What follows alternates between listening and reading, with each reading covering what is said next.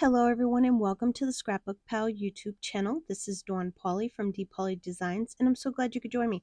Today I get to work with the Spellbinders Timeless Tree Collection. The first item I have is the classic Christmas tree die set. This die set has everything you need to make a beautiful tree. It has 3 different layers to the tree which gives it an awesome 3D look. It comes with ornaments and presents to put under the tree. So this is an exceptional die set. The other item I'll be using from the collection is the Branches 3D embossing folder. What makes this embossing folder extra special is it comes with a die so that you can cut the branches out, which is pretty awesome.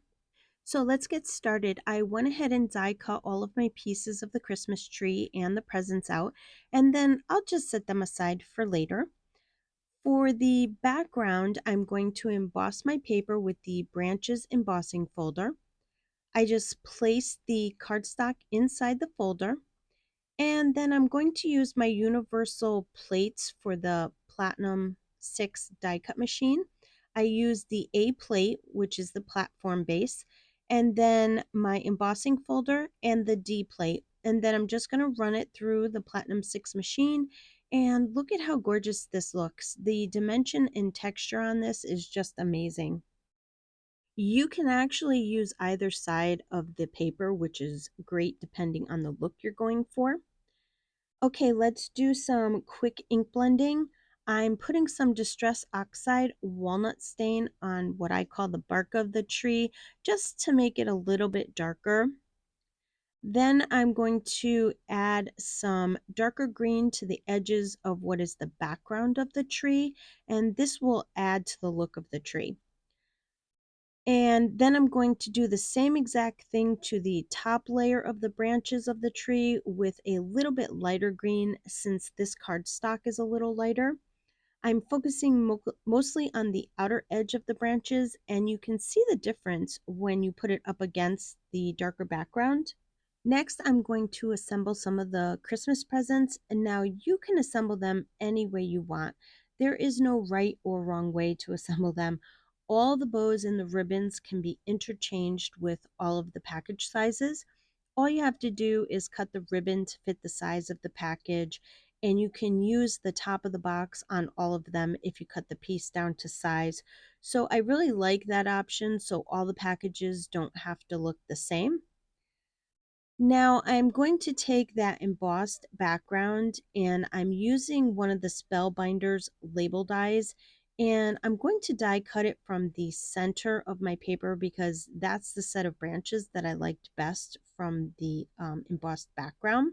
And look at this, even though I ran it through my die cut machine, you could still see all the raised embossing on it, which is great. I adhere a piece of red cardstock to an A2 size card base. And then I adhere a piece of craft foam to the back of the embossed die cut. And then I'm just going to adhere that entire thing to the middle of the piece of red cardstock. I adhere the bark branches to the green base of the tree. And then I'm going to adhere the 3 top layers of the tree over the bark branches. Now, what's great about these top layers is they don't need to be exact. You just line them up however you want to, and they will look beautiful no matter where you put them. And look at how beautiful this came out. I just love the look of this tree. It has so much dimension to it. I'm going to put a little bit of glue on the trunk of the tree and adhere the tree trunk in front of the tree base. And then I'll put a little bit of glue on the decorative part of the base and just adhere it over that tree trunk. I think the gold really makes it stand out and it matches the star that I put on top of the tree. I'm going to put little red ornaments on the tree using some glue and my jewel picker. And I think the red ornaments really tie in well with the red border. I put foam tape on the back of the Christmas tree and I'm just going to adhere it in the middle of the card. Then I put foam tape on the back of all the presents and I'm going to adhere them under the Christmas tree. I put one that makes it look like it's behind the tree, and I didn't want to put too many presents because I thought it would make the card look a little bottom heavy. I thought 3 was a nice number. And for the sentiments, I'm using the Spellbinders Christmas Greeting die set. I love how many different sentiments you get with this set and that you get the shadow dies with them. I'm using the Merry Christmas sentiment and I chose to go with a white shadow and gold words. Make sure not to lose the little dot for the eye. I tend to forget about them sometimes and then I lose them. Decided to adhere my sentiments a little crooked on the tree, but you can adhere them any way you want to. And to finish off the card, I'm using the Spellbinders self-adhesive pearls just to add a little bling to the card.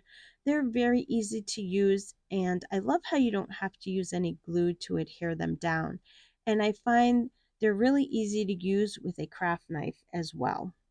And that's going to complete my card for today. I want to thank you for joining me on the Scrapbook Pal YouTube channel. I would love for you to leave a comment below and let me know what you think of the card. If you liked the video, please give it a thumbs up.